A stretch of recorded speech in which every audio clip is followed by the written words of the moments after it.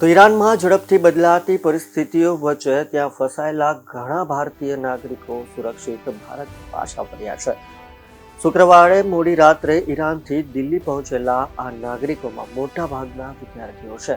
ઈરાનમાં હાલમાં લગભગ 10,000 ભારતીય નાગરિકો હાજર છે, જેમાં વિદ્યાર્થીઓ, વેપારીઓ અને વ્યાવસાયિકોનો સમાવેશ થાય છે. તેમાંથી 25,000 વિદ્યાર્થીઓ છે જેઓ મેડિકલનો અભ્યાસ કરવા ત્યાં ગયા હતા. ઈરાનથી પાછા ફરેલા એક ભારતીય નાગરિકે જણાવ્યું કે ત્યાં પરિસ્થિતિ ખૂબ જ ખરાબ છે. ભારત સરકાર ખૂબ સહયોગ પણ કરી રહી છે અને દૂતાવાસે અમને શક્ય તેટલી વહેલી તકે ઈરાન છોડવાની જાણકારી આપી છે.